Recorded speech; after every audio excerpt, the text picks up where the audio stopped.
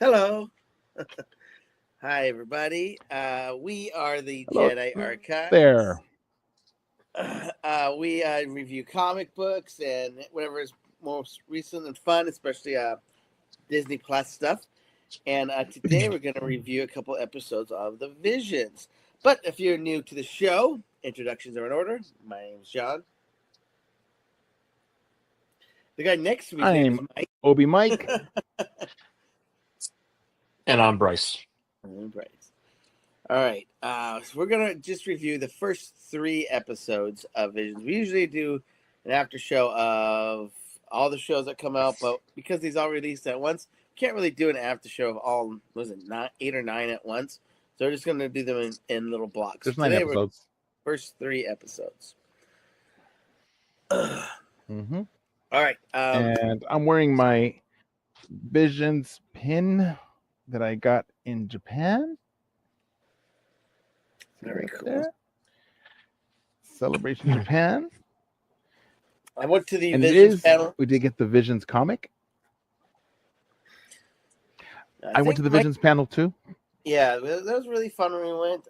It was one of the few panels where it was mostly Japanese, which was kind of, I thought most of the panels would be Japanese. That was one of the few that was actually a lot of Japanese in it. And so that was a really cool panel. And they talked It was a lot all about Japanese. well, like 90% of it, but yeah. It was very cool. Very interesting. Yeah. And we got a lot of sneak peeks of what we're about to talk about. A lot of sneak peeks. Yep. So let's start with episode 1. It's called The Duel Payback. And The Duel Payback, the little blurb from Disney Plus says it's with the help of some unexpected allies, the Ronin faces off against his greatest foe, a twisted Jedi known as the Grand Master who is bent on revenge. Now, this one is a sequel by director Takanobu Mizuno with Kamikaze Douga plus Anima, and they follow up The Duel from season 1 with this sequel.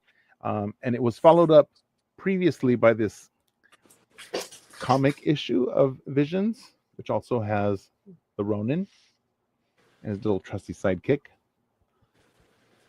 the droid. Was his name R5? I think was his name. He's called the droid. No, he's got a designation. I believe it's R5. Well, this says the Ronin and the droid.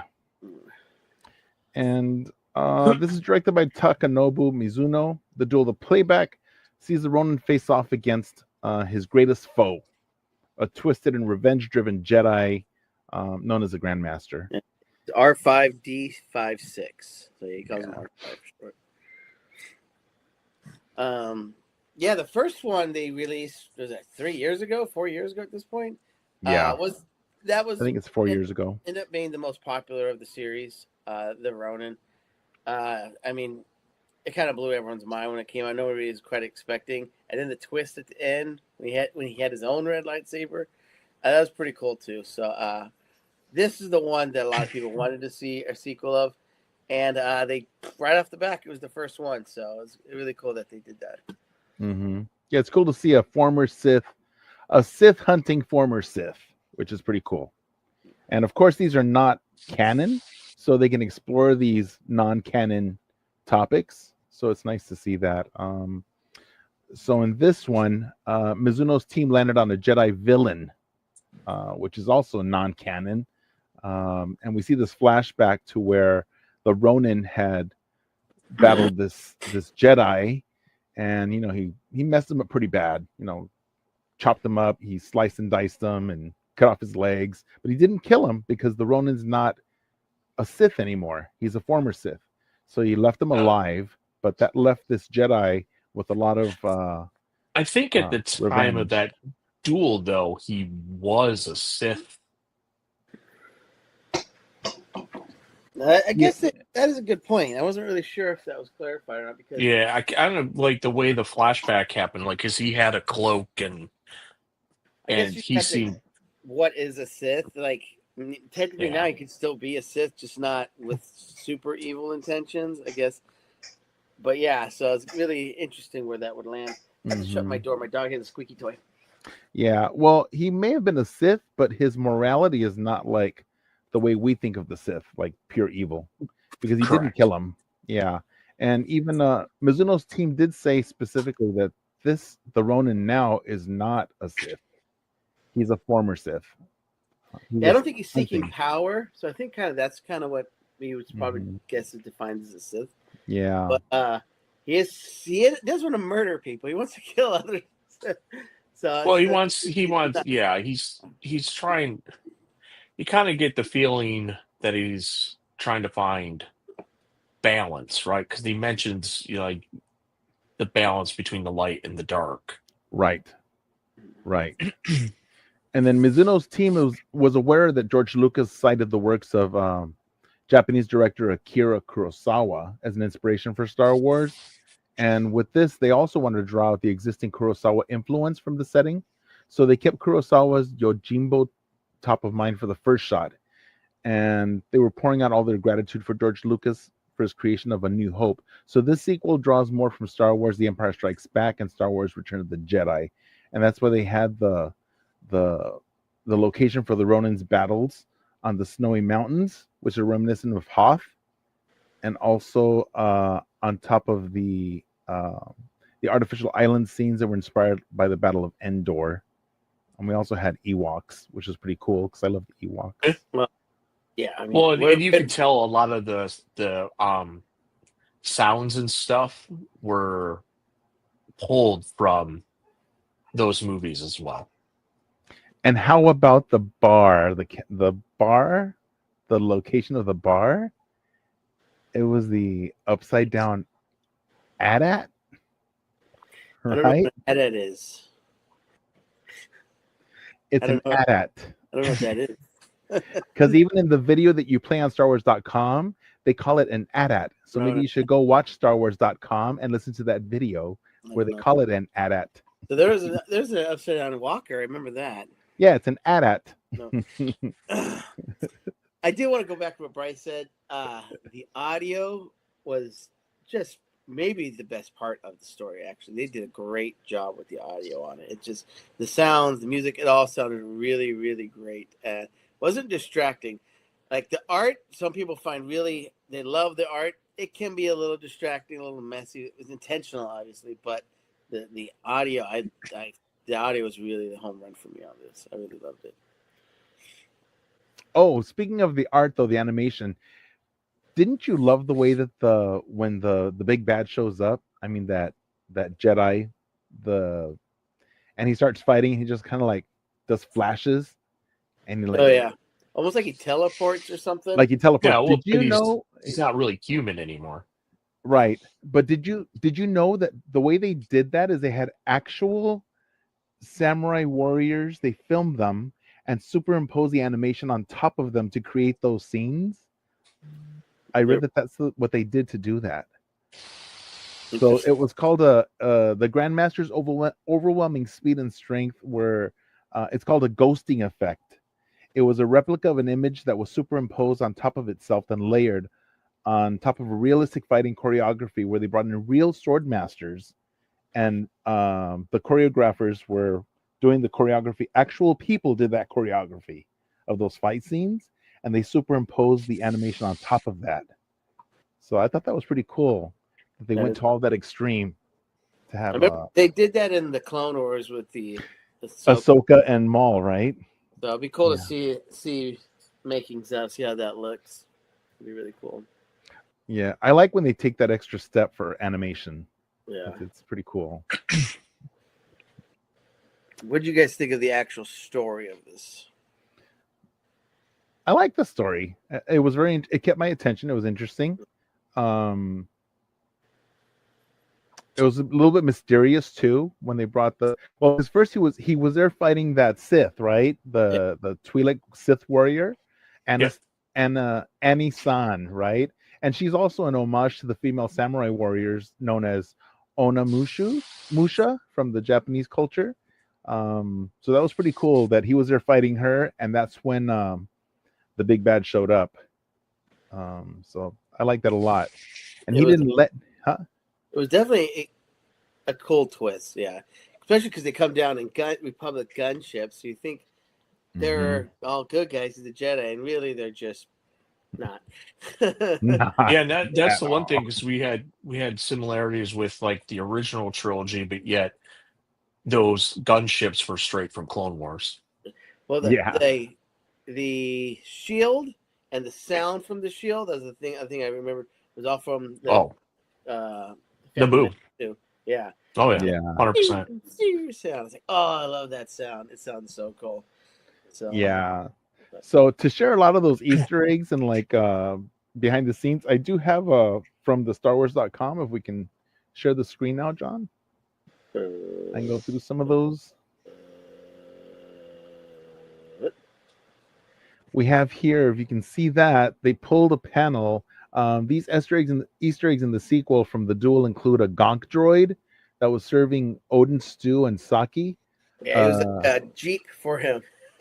Yeah, right Strapped here. around with little cannons. Cool. And we also had a Yamri alien, which is like a that insectoid creature from A New Hope in the background of the cantina from Star Wars: A New Hope, Yeah. and a Mhm. modified mouse droid that helps Oyabun Kidama get around. He's inside that mouse droid, which is pretty cool. All of those things are pulled from little Easter eggs, and No, I mean we said it earlier, but the Ewoks were just fantastic. oh, I mean, love the Ewoks. Yeah, love that. Love that little they terror really, murder bears.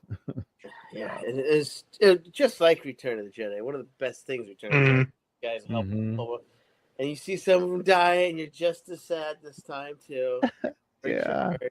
But they're yeah, there. Look at them. They're so cute. yeah. They look like furry little hamsters. And then there are only three panels, I believe, for sharing. This is the second panel, a real world locations that provided ample inspiration from the onsen hot springs of northern Japan that inspired the Bacta Springs. And these are from the directors. That's where he grew up. So he was using Mhm. those locations for inspiration. The floating Kawayuka terraces in Kyoto that helped define the look of the gambling den also inspired this episode. And also the Twi'lek Sith warrior Annie-san, as I mentioned earlier, homage to the female samurai warriors known as the Onamusha. Oh, And can we? Talon. Yes, and Talon. And can we talk about her lightsabers? I mean, They're like toothpicks. I mean, but they're how Yeah. many did she have? Yeah, but we saw that before in a different. Wasn't it the Yeah, first? yeah, that's The true. The first. umbrella. Hmm. Yeah, that was in the first one with Ronan in the first season. It was, but it's just so it, funny to see that. She's it just like, shows how powerful the Grand Master is because when she pulls that out, his one lightsaber's taking them all on. yeah, Yeah. It really shows his skill and power. he is super powerful. So yeah, those are the three Easter egg trivia panels that you can visit on StarWars.com. But yeah, the one thing I did find a little disappointing was that again another Star Wars character gets stabbed in the gut, and really there's no consequences at all. I don't Which know one? why he gets stabbed. The Ronan. Ronin gets Oh, Ronan. right in the Yeah. stomach, and he's just like, next. And it's just like, wow, they're really pushing that agenda. That's just a little thing I noticed. I don't know why they keep bringing that up, but other than that, I found it very entertaining. Like you Yeah. said, it's probably going to be everyone's favorite from this round again. I haven't watched them all. Like I said, we're only doing the first three, but it was very good, very entertaining. I like how it ended. How it's kind of like it's still open. And he's like, the truce is off, and they just start fighting again, and then just kind of pans away. So I enjoyed that. Yeah. All right. You want to stop sharing? No, don't want to stop sharing. Awesome. You guys, next one. So you want to rate this issue, this episode? What did you guys think? Issue. I mean, as closest to 5 as you can get. It's just that one's the stomach thing is backs it off. So whatever fraction we have, that's what's going to be a down. If you want to do 4.9 or 4.5, whatever. But I thought it was great, just stabbing the stomach and not being an issue. I wish you would have, like, if they stabbed him, he would have passed out or something. Then the Bears would have worked on him. Other than that, I found it fantastic. Yeah. It was, I think, the I longest agree. one, too, right? And it's 23 minutes, I think. I think the longest one. Yeah, that one was 23. No, Because the next one, it was like the song, was it Songbird or whatever I can't remember the title. Yeah, it's It's called only like Song of 11 Four Wings. minutes. Song of Four Wings. Thank you. Yeah. I agree. And then I give it a followed up 4.9. by the Nine Jedi. 4.9. As close as 5 is close to 5 holocrons as you can get. without getting it. We don't hand that out easily anymore. No. I'm being seduced by the dark side, Jonathan.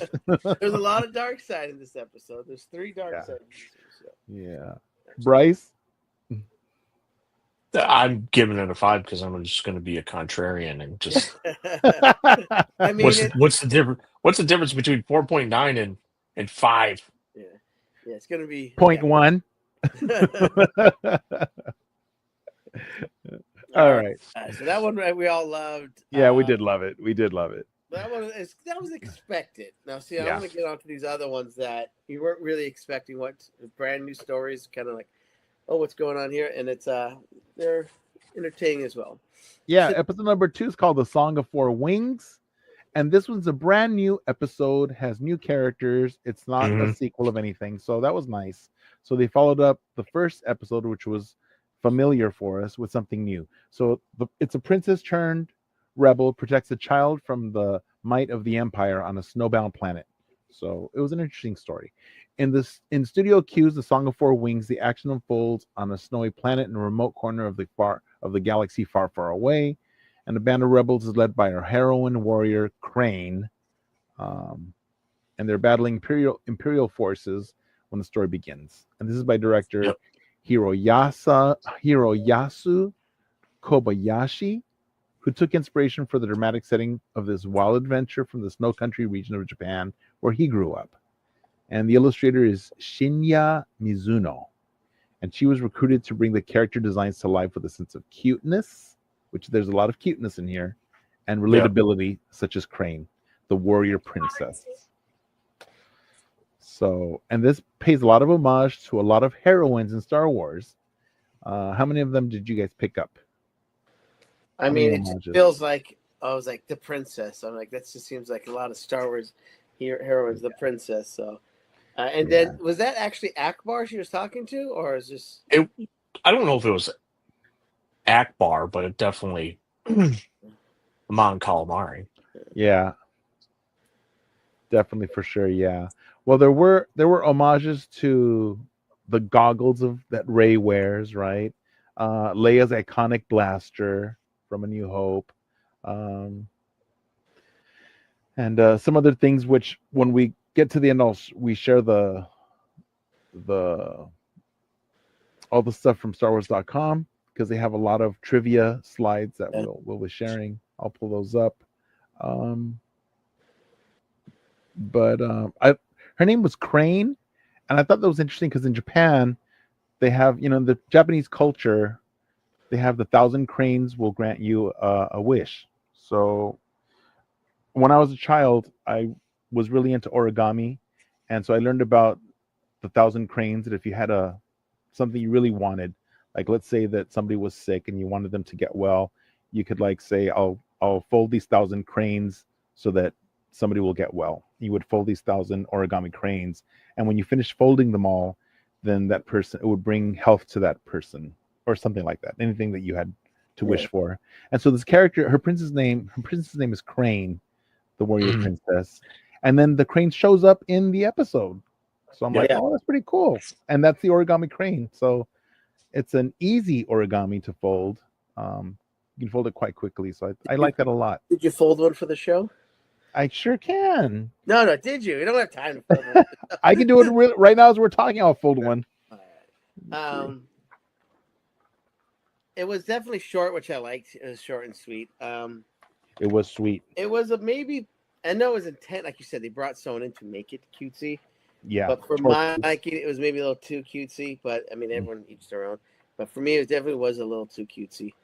But I think for kids, John, like kids watching, I think kids would like it.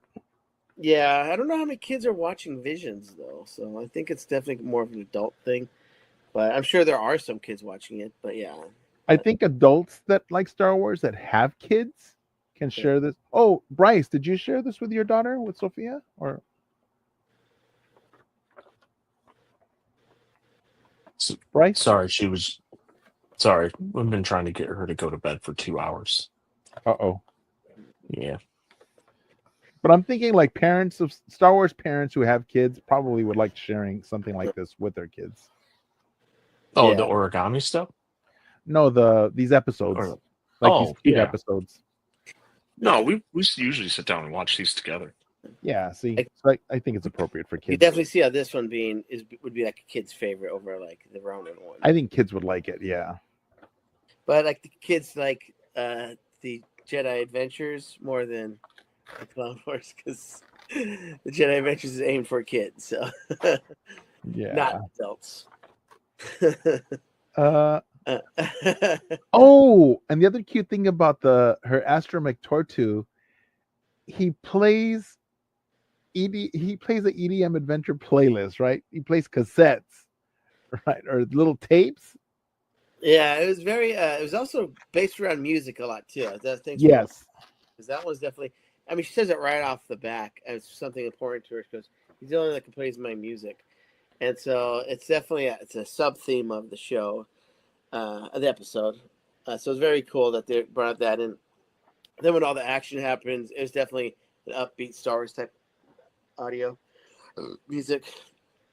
Then the thing that definitely brought this to me, the Japanese side, is when she pretty much goes full Gundam. Oh yeah. That was definitely came out of left field. I can appreciate the creativity, but to me, it's not very Star Wars, but still very out there and unique. But that's what Visions is supposed to be, kind of out there and unique. Yeah, so it was okay. I mean, I liked her little. What was the little rabbit's name again? Whatever.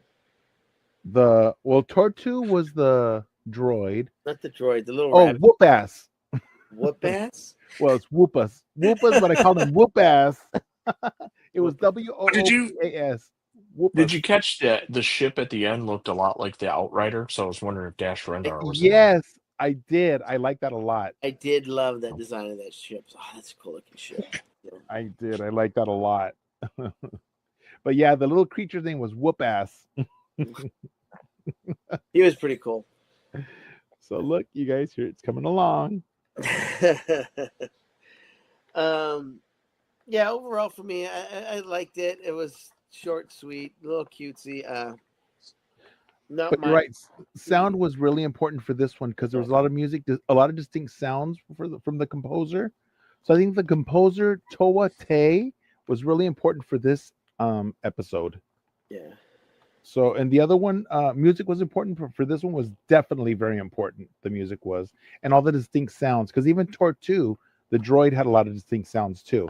And they were very inspired by droid speak, like binary droid speak, like R2D2. Yeah. And Whoop Ass had a lot more like pastoral folk sounds. So that was pretty cool. So he had like force abilities, right? Wumpas? Yes. So I couldn't tell if it was just like maybe his species. I mean, they don't really explain it, obviously. It was his species or he's individually has force powers. Maybe that's why he's the only one left alive. But yeah, the Imperials are pretty aggressive too. They just see them just start opening fire. They don't like even ask questions or nothing. So it's a little Right. Yeah, a little sad for him and his little family. Or well, he was the only one left, right? yeah, They had killed them all, so she rescued him. sad, yeah. That was really sad. And then Queen's Last Stand Against the Empire is heavily inspired by, it says tokusatsu, transformation shows, which is something very Japanese. And then for this sequence, Kobayashi drew on his experience working on Japanese film and animation, but also his appreciation to Joe Johnston and his work on the AT-AT walkers in The Empire Strikes Back. And if you play the video from StarWars.com, they also call them AT-ATs on there too. So if you don't know what an AT-AT is, they say it in this, but this isn't, like we said, this isn't canon. You shut up. It's not canon. But the AT-ATs are canon. No, So look, here's a crane. I just finished folding it. Here's the other part goes up. And this is the beak. So there you have it. That's a crane, huh? All it takes is a little puff down a little butt. There you go. There you There's go. the crane. Oh, yeah, Mikey. You gotta make 990 more. 999 more, and I'll get my wish. So I wish that all my friends have good health. So, yeah. So I was really happy to see that because do you remember this from the episode when she finds one on the she goes in and she sees one. Yeah. And so that's a clue. When I saw like, oh hey, so I was like seeing that. Yeah. That was pretty cool. Yeah. So let's take a look at the trivia. So I'll go ahead and share. So another nod to existing lore, Whoopas is an adorable and brave little warrior, not unlike the Ewoks of Star Wars. And that was their intention, to make him kind of like the Ewoks from Return of the Jedi. And his design was inspired by what a baby Gigoran might look like. What is a Gigoran? I gotta look that up. He is cute, but see how when she reaches out to hold his little hand, it's like when Leia reaches out to touch the Ewok's hand in Return of the Jedi. So cute. And then here, although Hoth is the most recognizable snowy Star Wars world, the planet in The Song of Four Wings was inspired by director Hiroyasu Kobayashi's upbringing in the snow country region of Japan. So pretty cool. And here you can see the goggles look a lot like Rey's goggles, right? Yeah. And here's some other influences. The Song of Four Wings concept artist Kang Lee was also the concept artist for Rogue One, a Star Wars story, Star Wars The Last Jedi, and The Mandalorian Season 2. So a lot of influences there. So Kang Lee, pretty awesome. I did want to say though, I like the art in this one better than the first one. I know they're obviously different styles. It's a different style. Oh, yeah. And look, Whoopas has a little crane, just like the one I just made. See? Oh yeah, man, that's little on my screen. I see it now. A little orange one, a red one. Yeah. A little orange one, yep. So, and then the last slide, Crane, the warrior princess, draws inspiration from other beloved Star Wars characters with a Defender blaster pistol like Princess Leia's and scavenger gear like Rey's goggles. So, pretty cool. Very cool. So, all right. What did you guys think about this episode? It was an original. Yes, it was. 3. I liked everything about it except I said a little cutesy, but I'm still gonna, if I were to rate, I'm still gonna rate it pretty high. I'd say probably like a 4. Yeah, I still enjoyed it. I would like to see a little bit more risk on their side. I feel like it was almost too easy for her. Like the last one, he actually gets stabbed. He gets defeated actually the first time. This one's almost like too easy for her. Their attack with walkers, and she just takes off. It's pretty. That's the one thing about it that he could have made a little bit better. But they were short, so they had to keep. Yeah, it was like 11 minutes or something like that. Yeah, it was really short. I love the animation. Just definitely cool. All right, you want to stop sharing, John? Nope, I'll keep sharing. Please. Thank you. I have to keep doing this every time. I give it. I liked it a lot, and because it did have the little crane that I love making, took me back to my childhood. I give it 4.5 stars. 4.5 holocrons. Oh yeah, I forgot we're doing holocrons, not stars. Yes, 4.5 holocrons, and I do love cutesy because I'm a preschool teacher at heart. So there you have it, Bryce. I'm with you, Mike. Yeah, I think we all. Oh, I said 4. Yeah. Yeah, you said 4. Yeah, it's just like it was a little crazy that it was so short.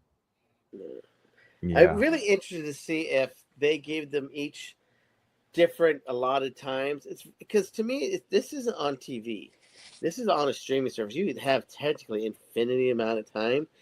So interesting that they made them different lengths. Now I don't know if they were told that could short.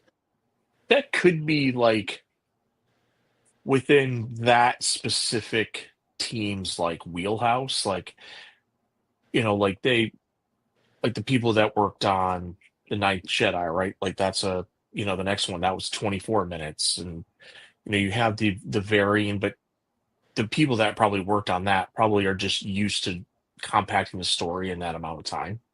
Would be my guess.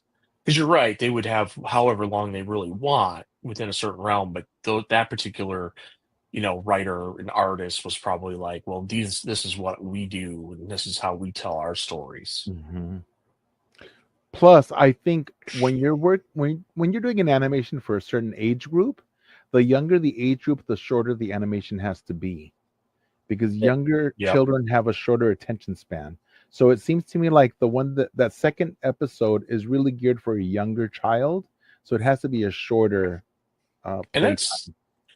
that's about the same time, like when you get Young Jedi Adventures, you usually get 2 episodes within a half hour. So like Right. it's kind of in that It's comparable. same realm of Makes sense. attention Yeah. span. So I agree. I think that's it has to do more with that. The attention span of the intended audience. I agree. All right, now we're on to the last episode. It's called The Ninth Child of Hope. And this is by production IG writer director Naoyoshi Shiotani, who created the sequel to Kenji Kayami's The Ninth Jedi. And the blurb says, pursued by Jedi hunters and blasted adrift into space, Kara encounters a seemingly abandoned ship tended to by a mysterious droid. Now, this one has familiar characters. It has a cast of Kara, Ethan, Juro, Anda, Unda, and Zima, by way of a flashback, that's her father, and Teto, the droid, among others. So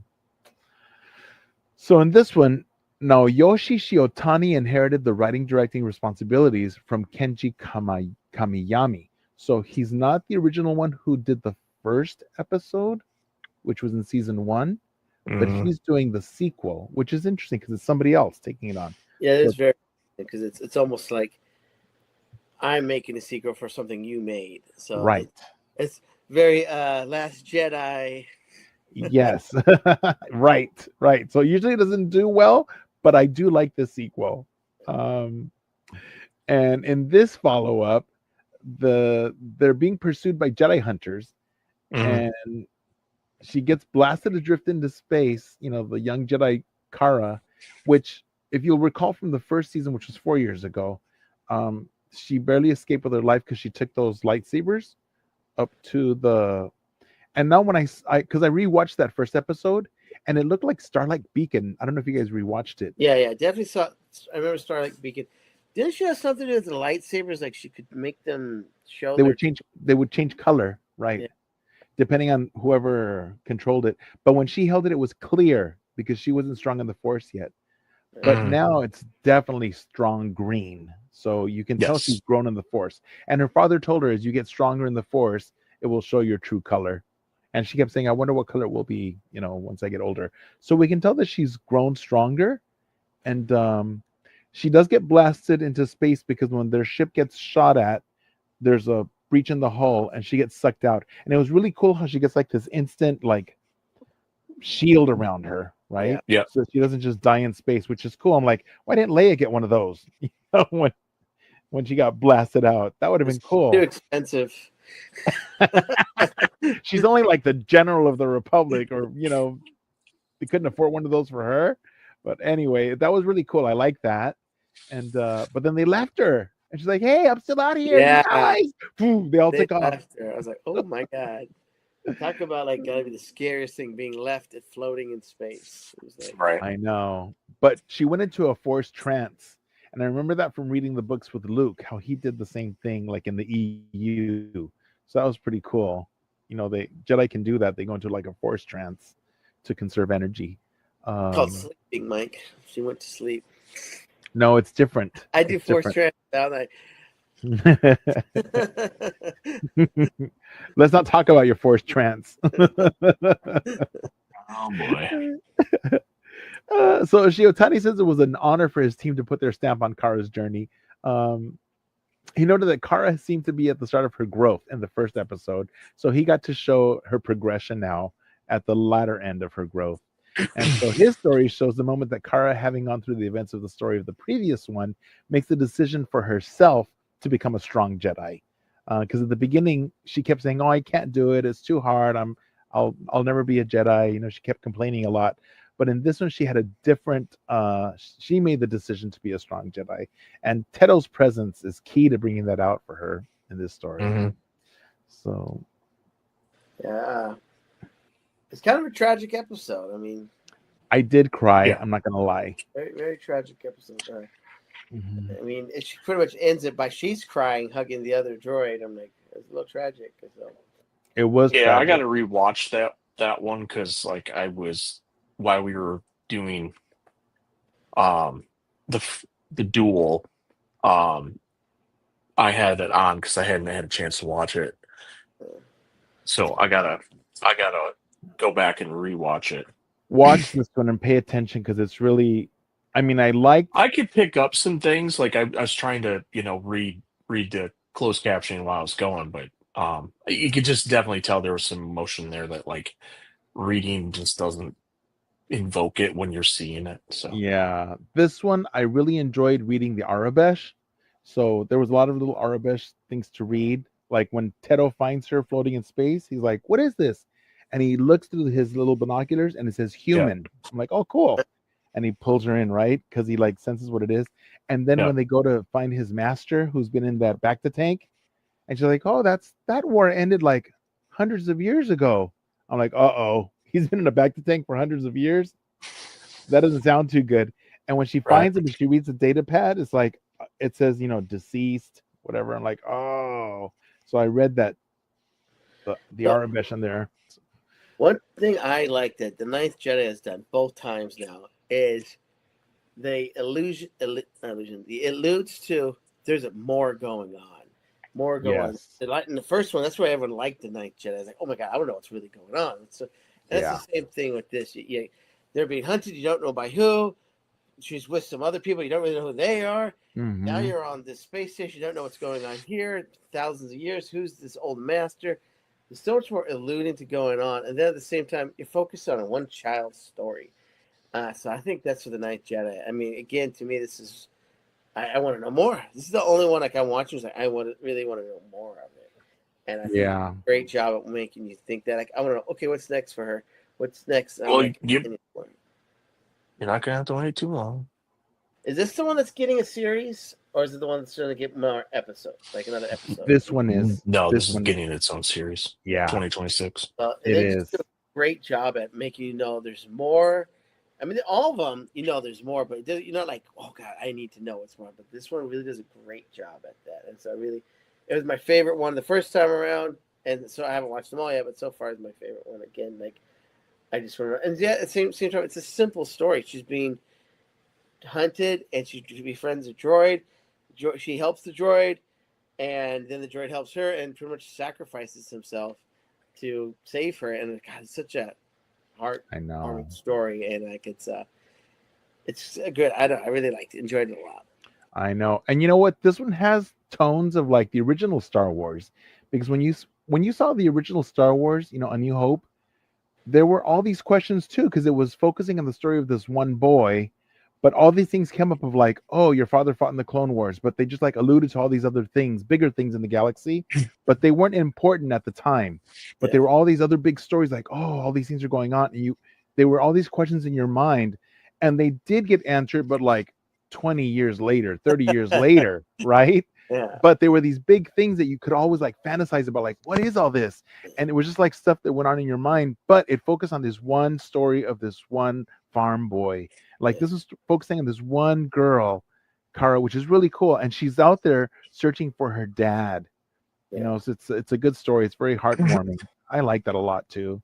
It's very touching. Yeah, I don't know how many episodes it's supposed to be, but it's in development. It's supposed to come out sometime next year. Next year, it's gonna be good. Yeah, I can't wait for this. Series has less than 8 now, so I'm gonna hope for 8 or more. That'd be nice. I'd probably say to probably follow the it'll probably follow the 8-9 episode that we're getting per season of Visions.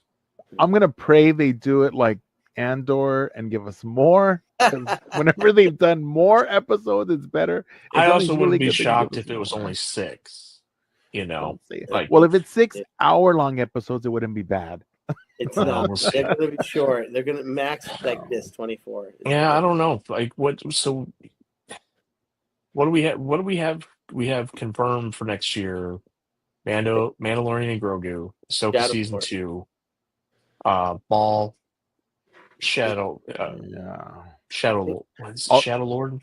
that's gonna be really good though. That Maul series is And then excellent. I think the Night Jedi was the 4th confirmed project. Yeah.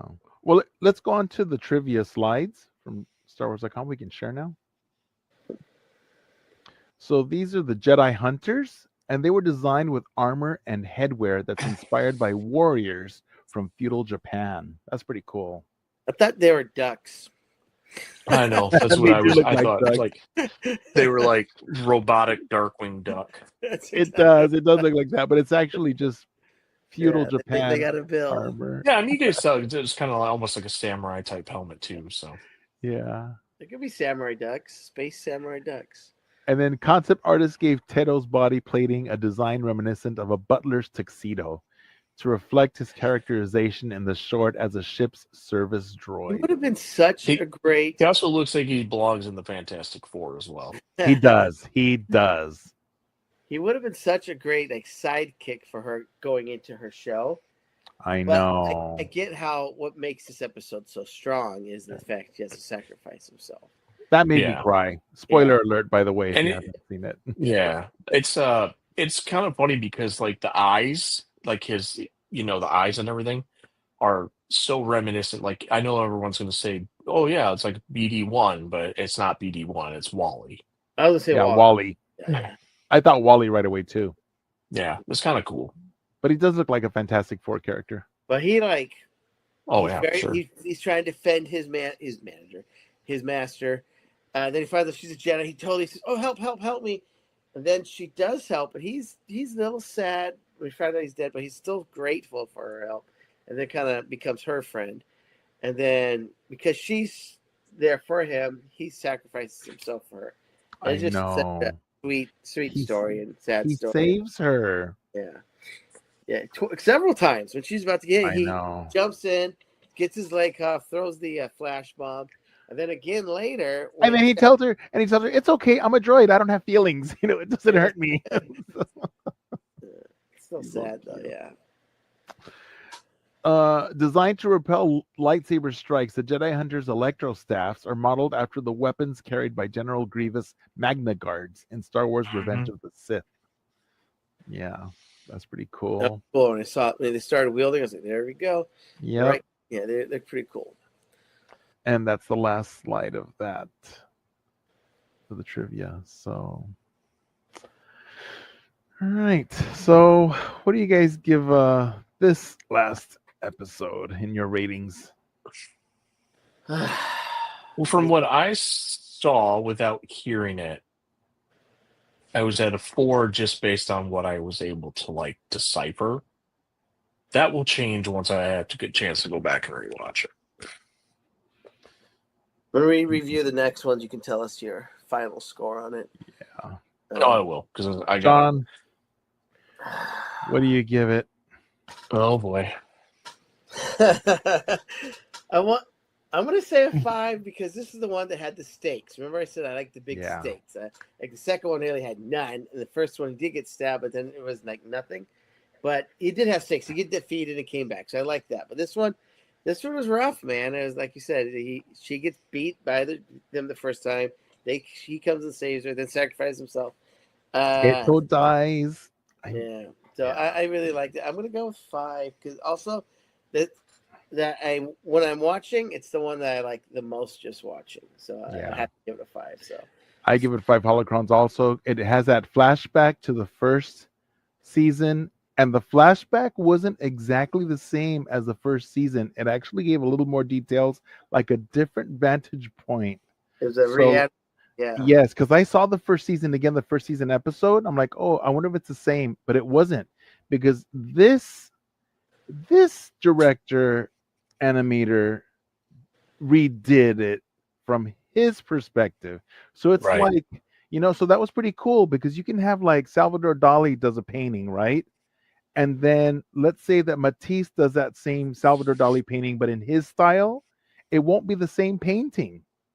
Yeah. So, and it was like, wow. So I got to see it from two different artists' points of views, and I really liked it because it was the same scene, but it gave me more detail, more information, and I really enjoyed it a lot because I got to see them both. I'm like, oh wow, that gave me a lot more information as a viewer. So I really love that a lot. Even though it was the same scene, Yeah. I felt it differently. I love them both, but they gave me different feels. So I really enjoyed that a lot. I felt like this guy really did an honor. He really honored the first director writer in doing his, you can tell he really did love the first one as well. And I like the juxtapose too. Is the episode we watched just before this, she saves a little guy. It's all happy, cutesy. This time she doesn't, and so it's like and she's hugging. And she the other wanted to. droid. And she wanted to. That's Yes. Yeah. That's how adding some tragedy in entertainment shows like that can be a good thing. It makes you feel a little bit more. Yeah. So it's definitely entertaining. All right. So Visions season 3. Definitely so far enjoying it. I need to watch the rest, but it's just a busy time for me. I'm sure it's the holidays for everyone. It'll be a busy time for everyone. We will be back in 2 weeks to show the next 3 episodes. Review the next 3 episodes. Yep. Why 4, in 5, 2 and weeks? 6. What was that? Why in 2 weeks? Next week. Oh yeah, in 2 weeks. You're right. Oh boy. In 2 weeks. Discord all over again. Come watch our next review of episodes 4, 5, and 6. Yes. Make sure you're following us on our new website at virtualcantinanetwork.com, as well as YouTube at Virtual Cantina Network, on Instagram at Virtual.Cantina Network, and on X at Cantina Virtual, on Twitch at Virtual Cantina Network. Just search Virtual Cantina on any platform you'll be on. You'll find us. But the Maybe I should do a tutorial on how to fold the crane. You should, yeah. There you go.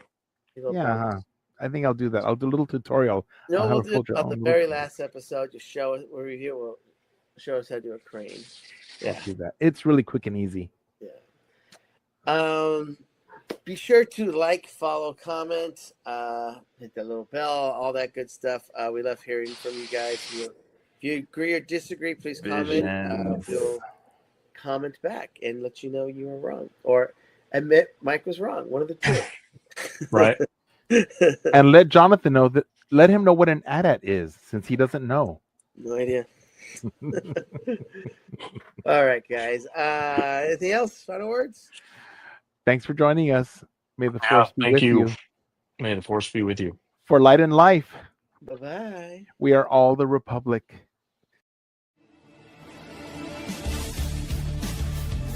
Hi, this is author Timothy Zahn. You're listening to Virtual Cantina Network.